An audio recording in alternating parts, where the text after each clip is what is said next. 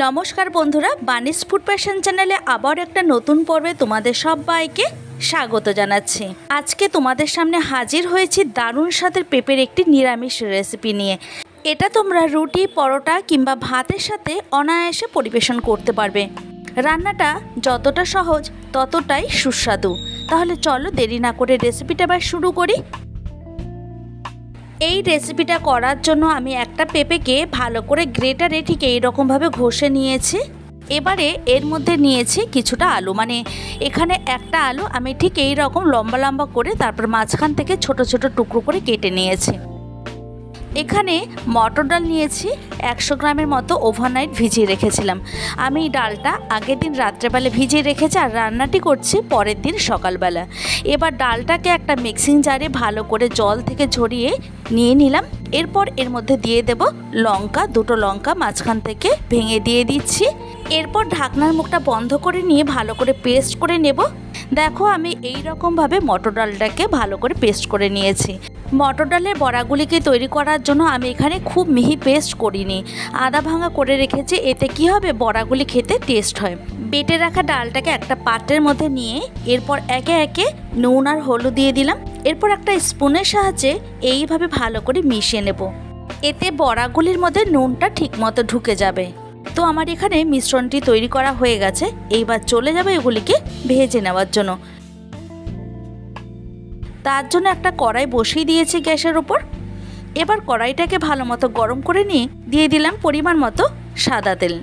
তেলটাকে এখন ভালো করে নাড়াচাড়া করে নিচ্ছে আর হিটটাকে বাড়িয়ে দিয়ে তেলটাকে গরম করে নেওয়ার পর একে একে মিশ্রণটি থেকে অল্প অল্প করে আমি পকোড়া শেপ দিয়ে নিচ্ছি। তবে এবার গ্যাসের ফ্লেমটাকে একদম কমিয়ে রাখবো, না হলে বড়ার যে ওপরের সারফেস সেটা কিন্তু পুড়ে যাবে। তাই একদম লো বা মিডিয়ামে রেখে আমি বড়াগুলিকে ভেজে নিচ্ছি। এরপরে উল্টে নিচ্ছে অন্য সাইডে হওয়ার জন্য। কালারটা আশা করি দেখেই বুঝতে পারছো পুরোটাই চেঞ্জ হয়ে গেছে। এক সাইড ভালো করে লাল হয়ে যাওয়ার পর অন্য সাইডে আমি উল্টে দিলাম। দু সাইডই লাল করে ভেজে নিয়ে এবার তুলে নিচ্ছি। এবার যে তেল আছে সেই তেলের মধ্যে বাকি মিশ্রণটি দিয়েও আমি পকোড়াগুলিকে তৈরি করে নেব। এই পকোড়াগুলি শুধুও খেতে খুব ভালো লাগে ডালের সাথে। তবে একবার এই পদ্ধতি অনুসারে তোমরা যদি নিরামিষ পেঁপের রেসিপিটা করো, যারা পেঁপে খেতে নাক ছিটকোয় তারাও কিন্তু অনায়াসে আঙুল চেটে পুটে খাবে। এবার যে তেল আছে সেই তেলের মধ্যে আমি আর কিছুটা পরিমাণে সর্ষে তেল দিচ্ছি। এরপর দিয়ে দিচ্ছি হাফ টিস্পুনের মতো পাঁচফোড়ন। পাঁচফোড়নটা থেকে সুন্দর একটা ফ্লেভার বেরোচ্ছে। এই পর্যায়ে এসে একটা তেজপাতা মাঝখান থেকে ছিঁড়ে তেলের মধ্যে দিয়ে একটু নেড়ে চেড়ে নেব। এরপর এর মধ্যে দিয়ে দিচ্ছি কেটে ধুয়ে রাখা আলুগুলিকে। এখন আলুগুলিকে মিনিট দুয়েকের মতো ভালো করে লো ফ্লেমে ভেজে নিচ্ছি। আচ্ছা, এবার আলুগুলিকে সফট করার জন্য নুন দিয়ে দিলাম। অন্যদিকে একটা মশলা তৈরি করব, তার জন্য দিয়ে দিচ্ছি দুটো কাঁচা লঙ্কা আর কিছুটা পরিমাণ আদা। এরপর আদা আর কাঁচা লঙ্কাটাকে ঠিক এই রকমভাবে একটু ভালো করে হামনদিস্তায় বেটে নিচ্ছি। খুব মিহি করে বাটছি না, একটু দানা দানা থাকবে।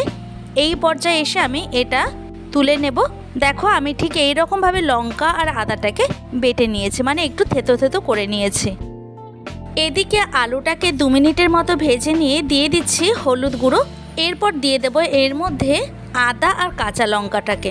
নিরামিষ রান্না, খুবই কম তেল মশলায় আজকে এই রেসিপিটা শেয়ার করছি। এটা খেতে অসাধারণ লাগে। এবার এই কালারের জন্য কাশ্মীরি রেড চিলি পাউডার দিয়ে দিলাম। দিচ্ছি খুবই সামান্য ধনের গুঁড়ো। এরপর দিয়ে দিচ্ছি জিরের গুঁড়ো। পেঁপের অনুপাত বুঝেই এখানে মশলাটাকে অ্যাড করতে হবে। আর তেলের পরিমাণটা তোমরা তোমাদের পছন্দ অনুযায়ী বাড়িয়ে বা কমিয়ে দেবে। আচ্ছা, মশলাগুলি যাতে না পুড়ে যায় তার জন্য কিছুটা জল ব্যবহার করছি।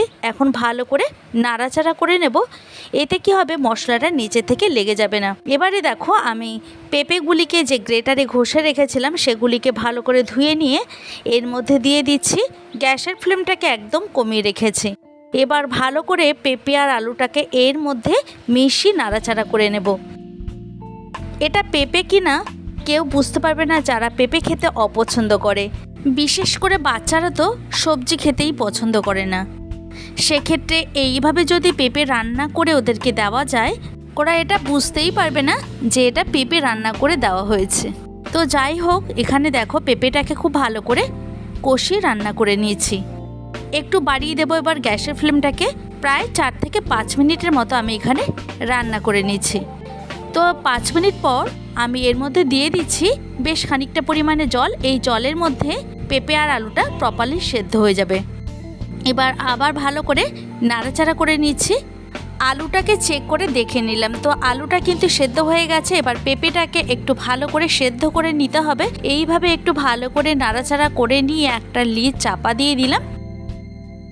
ফিরে এলাম 5 মিনিট পর। আমি লিডটাকে তুলে নিচ্ছি। আর এখানে দেখো জলটা কিন্তু এখনও অনেকটাই বাকি আছে। আমি যেহেতু গ্যাসের ফ্লেমটাকে একদম লোতে রেখেছি, এখানে গ্রেভি থাকা অবস্থায় বড়াগুলিকে দিয়ে দিতে হবে। সবগুলো বড়া এখানে দিচ্ছি না, কিছুটা আমি ডালের সাথে পরিবেশন করব। এবার এই বড়াটাকে আমি এই গ্রেভির মধ্যে খুব ভালো করে মিশিয়ে আরও প্রায় 4 থেকে 5 মিনিটের মতো রান্না করে নেব। এই রান্নাতে আমি যে জল ব্যবহার করেছি, এই জলের মধ্যে বড়াগুলি ভালো মতো জলটাকে অ্যাবজর্ব করে নেবে আর তারপর অনেকটাই ফুলে যাবে এবং নরমও হবে।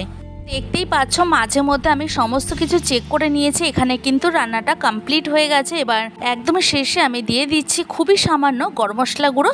এরপর আমি এর মধ্যে দিয়ে দিচ্ছি একটা বাতাসা। চিনির পরিবর্তে আমি সব সময় চেষ্টা করি বাতাসা, মানে এখানে গুড়ের বাতাসা ব্যবহার করার।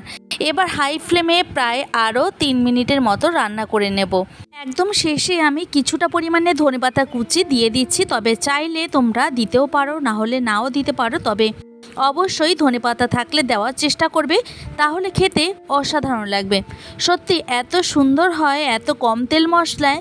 না খেলে তোমরা বুঝতেই পারবে না। নিরামিষের দিনে আমরা নানান রকম সমস্যার সম্মুখীন হই যে কি রান্না করব। আজকে এই রেসিপিটা তোমরা নিরামিষের দিনেও ঝটপট বানিয়ে নিতে পারবে। ধনেপাতা কুচি দেওয়ার পর আমি হাফ টিস্পুনের মতো নুন ব্যবহার করে তারপর ভালো করে মিশিয়ে নিয়ে একটা সার্ভিং প্লেটে সার্ভ করে নেব। তৈরি করে নিলাম পেঁপের একটি নিরামিষ রেসিপি। ভিডিওটি কেমন লাগলো অবশ্যই কমেন্টের মাধ্যমে জানাতে পারো। আর ভালো লাগলে প্রচুর লাইক কমেন্ট শেয়ার করার অনুরোধ রইল। আবার দেখা হবে অন্য কোনো ভিডিওতে, অন্য কোনো দিন এবং অন্য কোনো সময়। তোমরা সবাই ভালো থেকো, সুস্থ থেকো। আজকের ভিডিওটি আমি এখানেই শেষ করছি।